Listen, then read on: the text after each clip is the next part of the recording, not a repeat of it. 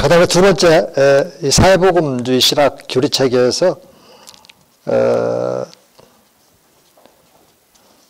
예수님께서 부르신 우리 아버지 개념을 한번 좀 이렇게 살펴보면 이런 내용입니다. 그는 이 호칭은 예수가 예수님을 민주화한 것으로 이렇게 해석을 했다. 이런 말이 우리가 잘 분별해야만 돼요. 여기서 민주화다 했을 때는 보편화된 일입니다. 이제 이런 뜻이에요.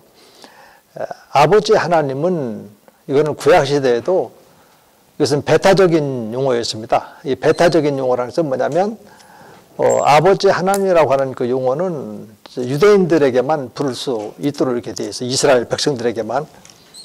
하나님의 그런 그 백성들에게만 아버지라고 부를 수 있는 그 칭호거든요, 이게. 그런데 여기서는 이제 민주화되었다. 이 얘기는 뭐냐면 예수님을 이제 인격적으로 믿음으로 구원받는 이런 개념이 아니다라고 하는 것이 담겨지는 거죠. 그게 사회 구원이니까 이게. 그래서 이제 이런 것을 가리켜서 이건 자유주의적인 그런 내용들이다 이렇게 비난을 이렇게 받게 되는 것이죠. 그래서 그는 이제 기존의 신학자들은 이 기독론을 개인 구원에 연관시켰지만 자신은 그리스도를 하나님의 나라의 창시자로 간주하는 사회 구원 측면을 강조한다. 이렇게 말을 했다고요. 성경에 보면 이제 하나님의 나라는 로마서 14장 11절에 있는 것처럼 성령 안에 있는 의와 평강과 희락이라고 그랬거든요. 성령님 안에 있다라고 하는 것은 이 성령 안에는 뭐냐면 우리가 예수 믿고 구원받으면 인을 치시고 보증으로 성령님을 우리 마음 안에 내주시켜주고 있잖아요. 그리고 성령 안에 있다라고 것은 성령과 교통하는 이런 사이를, 관계를 말하는 겁니다. 그래야 이제 죄를 미워하고 육신과 대적해서 육신은 이제 죄의 좌수를 말한다고 그랬죠. 그래서 이제 죄와 미워하게 해서 성령의 인도하시는 그 자리인 말씀을 통해서 예수님을 항상 만나게 하고 그래서 예수님을 통해서 아버지 하나님의 마음, 성품, 뜻, 존재 등등을 알아가게끔 하시는 역사가 바로 성령의 그런 역사거든요. 그러니까 이게 다른 겁니다. 이게. 그 다음에 이제 107쪽으로 넘어가서 나아가 그는 이제 예수는 이제 자신의 자아를 공동의 선을 위한 봉사와 연합하는 일에 성공적으로 사용했기 때문에 이기심의 죄에 빠지지 않았다는 점을 강조한 후 그는 다시 말해서 예수는 이제 하나님의 나라를 향해 나아가도록 이끄는 윤리적인 힘으로 파악했다. 그러니까 자유주의 신학자들은 이제 예수님의 연구에서 소위 말해서 캐리그마적 그리스도론을 배제하고 오직 역사적인 예수 연구에만 집중을 했는데 역사적인 예수인 것은 뭐냐면 하나님으로서의 예수가 아니고 목수의 아들로서의 예수, 다시 말해서 인간 예수에 초점 맞추는 거죠. 그래서 인간 예수에 초점을 맞추고 복음서 중심으로 예수님을 연구하다 보니까 얻은 결론은 뭐냐면 도덕 선생이었어요. 그러니까 자유주의 신학자들이 제시하는 예수상은 도덕 선생이에요. 우리가 지금 나나 여러분들이나 도덕 선생이 되려고 예수 믿는 것은 아니잖아요. 도덕보다도 훨씬 더 상위 개념인 우리는 영원한 생명. 그러니까 영적인 변화를 통해서 도덕적인 변화가 발생하는 그런 영생의 문제에 지금 초점을 맞춰야 되는데 여기는 이제 결과적으로 자유주의 신학은 예수님을 도덕 선생으로 지금 전락시키고 있다라고 하는 것을 알 수 있고 또 일반적으로 이제 자유주의 신학에 대한 평가는 그래요. 예수님은 적어도 도덕 선생으로서 예수, 인간 예수, 그것을 역사적인 예수, 역사적인 예수. 저도 처음 그런 얘기 들었을 때는 대단히 제가 학문적으로 많은 지식을 쌓고 있는 것 같은 그런 생각을 가졌던 때가 있었는데 그 내용을 알고 보니까는 참 이것은 잘못됐더라고요.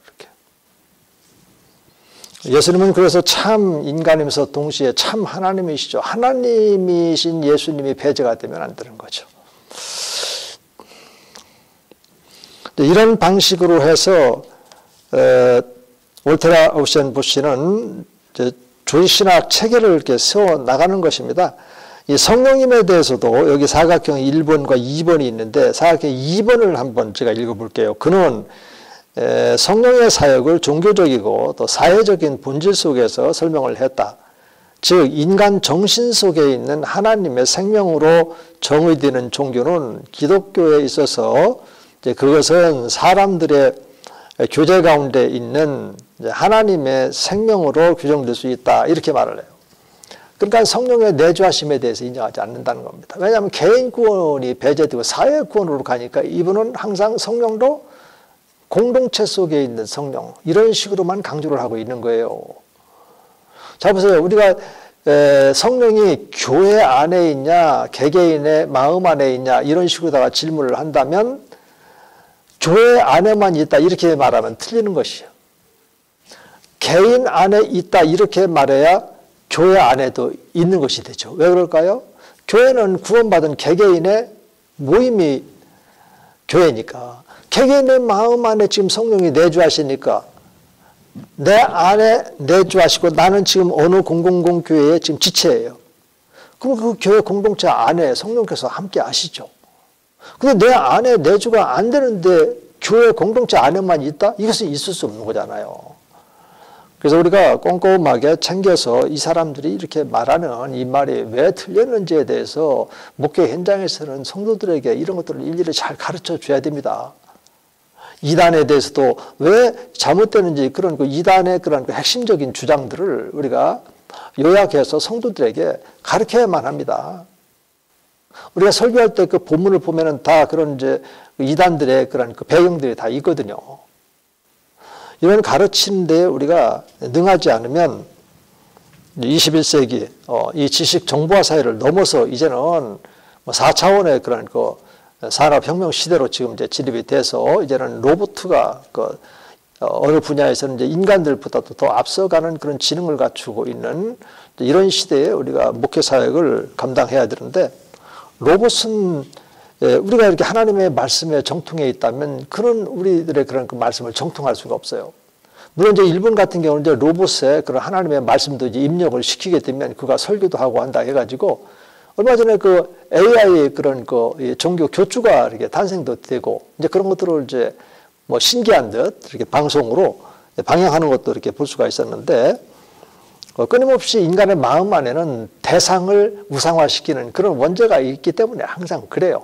어느 시대에 보면은 우상의 어떤 내용만 이렇게 목축 시대에는 이제 뭐 황소라든지 이렇게 소를 이렇게 우상으로 만들어서 그렇게 한다든지 AI 시대에는 이제 로봇을 이제 우상화시켜서 그렇게 한다든지 뭐 이렇게 다양하게 끊임없이 하나님을 대항하는 이게 마귀는 끊임없이 사람들 배후에서 이제 그런 삶을 살도록 조종을 하니까 그런 거죠 이렇게.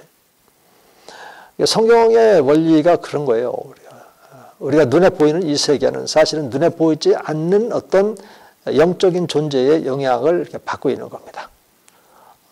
우리 기독교는 하나님이시고 이 세상 속에서는 이제 진노의 자녀들 가운데 역사하는 그 영, 이 사탄 마귀의 그런 조종, 올무 안에 빠져 있는 사람들의 이 공동체, 또 그들의 어떤 삶의 모습, 이것을 또 이제 에베소서 2장 1~4절에서는 세상 풍속이라고 이렇게 표현을 하고 있죠. 그게 명확해야 우리의 그런 그 목회적인 동기, 또 우리가 어디로 가서 복음 전해야 될 것인지 이런 방향성, 대상 뭐 이런 것들이 이제 설정이 되는 것이죠.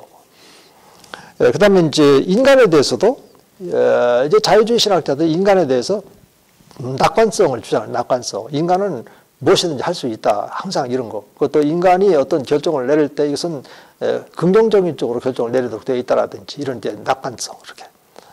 칼 바르트 같은 경우도 이런 자유주의 신학을 이제 배웠던 사람이고 그래서 인간의 그런 그 낙관성을 철저하게 믿고 있었는데 세계 대전을 통해서 인간들이 인간을 향해서 막 총풀이를 갖다가 막 들이밀고 대량 살상하고 이런 것들을 통해서 충격을 받아요.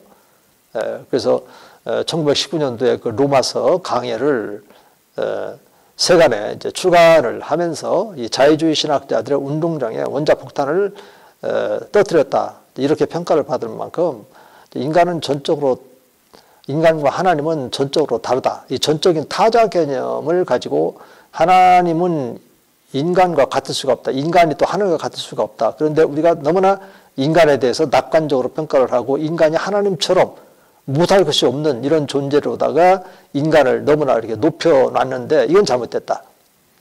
자유주의 신학자들이 이제 인간 중심의 그런 신학이면 신학을 그렇게 인간 자기 중심의 그런 이성 신학을 계속했던 것이고 이런 거에 대해서 이제 바르트가 준엄하게 지적을 했던 것이죠. 그런 분야에서는 이제 바르트가 상당히 좋은 평가를 받는데 나중에는 그가 이제 자유주의 신학을 했기 때문에 그 영역에서 완전히 벗어나지를 못하고 있는 것 같아요. 그래서 창세기 1장부터 11장까지는 원역사가 아니다. 원역사는 이제 창세기 2장부터, 12장부터 봐야 된다. 이런 잘못된 주장을 하게 되는 것이고, 또 구원론에 가서는 이제 예정론을 예수님을 예정했다. 그러다 보니까 이제 많이 구원설에 빠지게 되고, 이런 신학적으로 미스를 많이 이게 범하게 됐는데, 원인은 다른 것 없어요. 그에게 이제 성령님을 만나지 못한 겁니다. 바르트 자신도 내가 이게 신학을 하고 또 교회학이라고 하는 출중한 책이 뭐 교회에 대해서 썼는데 어마어마하게 분량도 참 많습니다. 많고 원서를 제가 가지고 있었는데 오늘 학교에서 기증해달라고 그래가지고 거기에다 이제 기증을 이제 했는데 보니까 많아요. 이게 뭐 교회학에 대해서 썼는데 굉장히 아주 또 문헌 같은 것도 인용도 아주 풍성하고 그래서 이제 걸작이라고도 그렇게 하는데 그분은 이제 나중에 이제 뭐라고 했냐면 내가 교회학도 써내고 그렇게 했지만 사실은 내가 성령님에 대해서 잘 몰랐다. 앞으로 내가 쓸 기회가 있다면 성령에 대해서 논문을 쓰든 책을 쓰든 성령에 대해서 쓰고 싶다. 이런 얘기를 이제 고백을 이제 했죠. 그래서 그의 제자가 성령에 대해서 썼는데 뭐 스승한테 제대로 배운 게 없으니까 완전 이제 자유주의 신학적인 그런 성령을 이렇게 썼더라고요 보니까. 자 그런 이제 일화도 있는 것처럼 이 성령님에 대한 그 이해가 명확하게 말씀을 근거로 해서 성령님은 하나님이기 때문에 인격이에요. 우리의 인격을 바꾸는 분입니다. 그리고 구원받은 성도들에게 있어서 우리를 인도하고 가르치고 도우시고 또 위로 상담하시는 분이 바로 성령 하나님이거든요. 그래서 우리 둘이 한 성령 안에서 예수로 말미암아 아버지 하나님 앞에 나아가고 그래서 아버지 하나님을 알게끔 누구를 통해서 예수님을 통해서 알게끔 끊임없이 예수님에게로 이끌어 가시는 분이 바로 성령 하나님이십니다. 이런 말씀에 대해서는 이제 요한복음을 꼭 여러분들 읽으셔야 돼요. 요한복음 14장부터 해서 14장 거기 이제 14장 이전에는 이제 요한복음 이제 7장 37절에서 39절 목마르지 않는 그 생수 얘기하면서 이 생수는 믿는 자에게 주시는 성령이다. 이런 말씀이 있잖아요. 그러고 나서 이제 14장 우리 속에 있고 그 다음에 14장 25절에 말씀들 예수님께 주신 말씀들 생각나게 하고 가르치고 우리를 또 16장으로 가면 진리 가운데로 항상 인도하시는 분. 요한복음에서 진리는 예수님이거든요. 내가 길이요 진리요 생명이다. 진리, 생명. 그 생명 가운데로 이끌어 가시는 분이 항상 성령님이세요. 성령께서 그렇게 이끌어 가는데 이제 도구가 이 성경 말씀이지 않습니까? 그래서 이 모든 성경 말씀은 성령의 감동으로 기록이 된 거라고요. 그래서 이 서신서 같은 데 보면은 이제 복음서에 사역을 하셨던 그 예수님의 그 사역의 의미, 특히 이제 십자가와 부활이 주는 의미에 대해서 풍성하게 바울 서신 중심으로 특히 이렇게 풍성하게 이렇게 기록이 되어 있는 거예요. 이렇게. 그 성령 하나님의 그러한 감동을 받아서 이제 바울이 그다음에 베드로가 또 사도 요한이 또 야고보가 또 기타 쓰임 받은 이런 사람들의 말씀들이 이제 시작이잖아요. 그래서 이런 시작 성경을 이렇게 보게 되면 항상 성령께서는 이제 그런 패턴으로 이렇게 가도록 되어 있습니다. 우리가 기도할 때에도 성령으로 기도하라 이렇게 되어 있잖아요. 우리가 기도합시다. 이런 게 성경에 나오는 게 아니라고요. 그래서 우리는 인간이기 때문에 자 우리 한번 기도합시다. 우리가 기도해야 합니다. 이런 말을 쓰지만 사실은 우리가 기도합시다. 이렇게 말을 쓸 때는 성령께서 기도 가운데로 이끌어 가시고 또 언어를 조성해 주시고 이런 것이 또 이제 방언으로 이제 영으로 그다음에 마음으로 영으로 마음으로 왜 그렇게 나와 있을까요? 언제는 내가 하고 싶은데 이거 죽이는 겁니다. 이게. 우리도 이제 믿음으로 말미암아 하나님의 상속자가 되었다. 그러면 내가 상속자가 됐으니까 하나님께 요구할 권리가 있다. 그래서 막 요구하는 대로 막 하나님이 주시지 않을까? 뭐 이런 생각을 또 가질 수가 있어요, 당연히. 그런데 성경을 보면은 이제 로마서 그 8장 17절에도 보면은 우리가 이제 믿음으로 구원받아 하나님의 자녀가 됐으니까 우리는 하나님의 상속자 하고서 뭐라고 하냐면 바로 이어서 곧 하면서 그리스도와 함께 된 상속자 이렇게 돼 있다고. 왜 거기에 또 그리스도와 함께 된 상속자가 이렇게 들어가느냐 말이에요. 우리가 직접 하나님에게 이런 것이 아니란 말이에요. 항상 그리스도를 통해서 그리스도와 함께 우리가 이제 믿음으로 하나님의 자녀가 됐으니까 우리가 영원한 생명을 얻었죠. 그러면 영원한 생명을 얻었으니까 여기도 있지만 이 영원한 생명으로 회복된 나의 생명이 지금 하나님 품에 감춰져 있다. 골로새서 3장 3절에 보면은. 근데 그걸 보면 그리스도 안에서 이렇게 또 돼 있다고. 왜 그리스도 안에서라고 하고 또 왜 그리스도와 함께라고 하고 왜 항상 그리스도로 말미암아 뭐 이런 말씀이 붙어있냐 말이에요. 이게. 그게 바로 인간이기 때문에 그래요. 그게 바로 하나님의 자녀들의 삶이기 때문에 그렇습니다. 우리는 그래서 예수 그리스도를 떠나서 예수 그리스도와 연합관계를 떠나서는 우리가 아무것도 할 수 없는 겁니다. 그래서 이제 이게 포도나무 가지 그 사건 속에서 요한복음 15장에 나오잖아요. 붙어있기만 하면 열매 저절로 맺는데 너 지금 열매 없잖아. 붙어있지 않으니까 그래. 너 지금 열매 없잖아. 내 안에 들어오라고 그랬는데 들어오지 않기 때문에 그래. 너 기도해도 응답이 없잖아. 내가 그랬잖아.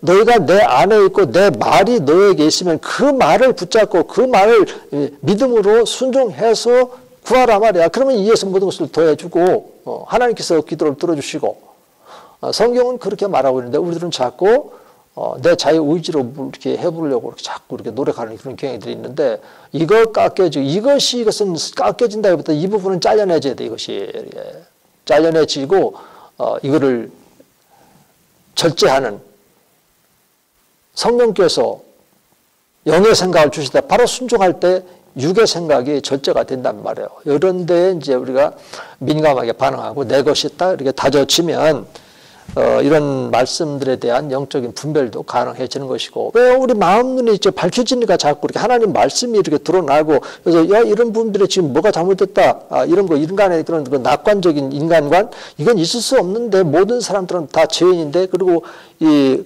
의인이 없나니 하면서 주님이 말씀하신 이런 말씀도 있고 그런데 자유주의 신학자들은 낙관관을 가지고 있다. 이것은 이제 근본적으로 쭉 거슬러 올라가면 신학자들 가운데 펠라기수로 이렇게 갈 수 있는 겁니다. 인간은 전혀 원죄가 없다 이렇게 주장하면서 아담과 하와가 선악과를 따먹어도 우리들은 태어날 때 중성 인간으로 태어나기 때문에 죄 아무것도 없이 그냥 중성적인 이런 상태로 이렇게 태어난다. 이런 것이 이제 펠라기우스 그리고 철저하게 인간의 자유의지로 자기가 율법도 지킬 수 있고 믿음으로 구원받을 수 있다. 이렇게 말하잖아요. 그렇죠? 그래서 성경은 성령으로 믿어 이렇게 돼 있어요. 주는 그리스도 살아계신 하나님의 아들이다. 바요나시나 내가 복이 있다. 이를 알게 하는 이는 혈과 육이 아니라 하늘에 계신 내 아버지께서 알게 했느니라. 마태복음에 나와 있죠. 16장에. 근데 또 저쪽 요한복음 같은 데 보면은 영접하는 자 곧 그 이름을 믿는 자는 하나님의 자녀가 되는 권세가 있다. 그런데 13절에 보면 거기도 혈과 육이 아니라 하나님께서 우리로 하여금 알게 했다. 이렇게 나와 있잖아요. 그래 이게 말씀으로 내 것이 안 돼 있으면 자꾸 거기에 부딪히는 거예요. 내 자유 의지하고 막 부딪히는 겁니다. 괜찮아요. 신학교 다닐 때 자유 의지가 부딪혀서 해도 상관없어요. 그런 과정을 통해서 우리 성령 하나님께서요 우리를 깎는 시간입니다. 그게. 그러다가 말씀으로 또 깨닫고 나서는 그렇구나. 내가 지금까지 내가 주어가 돼서 나 중심의 그런 삶을 살았던 것이 결국은 하나님께 대항하는 것이었구나. 그게 정답입니다. 이런 것들을 이제 깨닫게 하는 과정에서 경험되어지는 시험들입니다. 그게 훈련의 그런 내용들이죠. 깨지는 과정이죠. 우리 신학교는 광야 학교 아닙니까? 깨지고 또 깨지면서 하나님의 음성을 듣고 목회자의 인격으로 다듬어가는 이 신학교의 깨어지는 학교의 이 삶, 여기에 성공을 해야 목회에도 성공할 수 있다라고 하는 것이 한결같은 경험자들의 이야기입니다. 우리 선배들의 그런 이야기도 하고 또 경건한 사람들의 이야기이기도 하고 또 우리 주님께서도 이제 히브리서 5장 7절에도 보면은 비록 그가 하나님의 아들로 계실 때는 심한 통곡과 간구로 하나님께 올려드렸는데 그 기도가 응답받게 된 것은 그의 경건함으로 되어 있다. 경건함. 이렇게. 그의 자유의지로 이것이 아니라 경건함. 우리 주님께서는 시간이 나면 항상 한적한 곳에 가서 아버지와 함께 기도는 이제 대화니까 때로는 이제 묵상으로 이렇게 기도도 하시고 끊임없이 그 기도 생활을 통해서 창세 전에 이 세상에 오기 전에 그 아버지와 가졌던 그 영화롭고 아버지의 그런 그 사랑을 이렇게 느끼면서 끊임없이 주어진 그 사역 하나님께서 보여주시고 또 말씀하신 그것을 1.1핵이라도 틀림이 없이 온전하게 이렇게 성취해 나가는 아직 때가 안 됐어. 그래서 성경이 말하신 대로 이루고 십자가 사건에서는 이제 주로 이제 요한복음에 보면은 성경대로 이루려 합니다. 또 성경대로 이루려 합니다. 이런 말씀이 이제 몇 번 이렇게 나오게 되는 거죠. 그만큼 이렇게 그 요한복음을 보면은 항상 아버지 하나님과 창세전에 가지셨던 그 사랑의 그 관계 그리고 영화롭게 해드렸던 이런 관계 이것은 이제 주로 그 요한복음 17장에 강조해서 이렇게 나오지 않습니까? 그런 것처럼 우리들도 그런 예수님의 형상을 이제 본받아 살도록 우리 성령 하나님께서요 우리를 끊임없이 지금 훈련을 시키고 있는 겁니다. 그러니까 우리가 지금 뭐 두려워하거나 또 좌절하거나 나는 왜 안 되지? 그런 생각을 가질 이유가 전혀 없는 겁니다. 지금 이런 강의를 통해서 함께 나누는 거예요. 이렇게 함께. 저도 뭐 그렇게 성공에는 아니요. 이제 신학교 다닐 때는 형편없었는데 뭘 기도도 할 줄 몰라가지고 기도도 막혀가지고 쩔쩔매고 정말로 이게 형편없었던 사람이었습니다. 그러나 이제 조금 성령께서 이제 나를 가르치시고 또 이끌어 주시고 이렇게 해서 좀 이제 다듬어진 것 뿐이지 다른 어떤 것이 있는 게 아니거든요. 이렇게.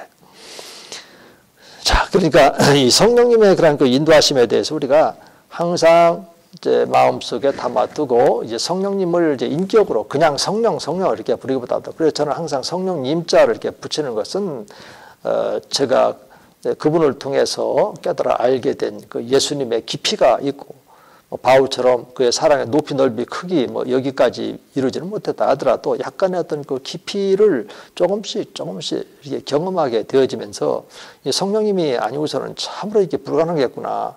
나의 그런 이성이나 나의 지식이나 어떤 능력 가지고 예수님을 그렇게 깊이 알아갈 수 있는 것은 아니다라고 하는 것을 아주 구구절절히 깨달아 느낄 수 있도록 제게 깎여진 부분이 있기 때문에 여러분들에게 이런 말씀을 이제 드릴 수 있는 거죠.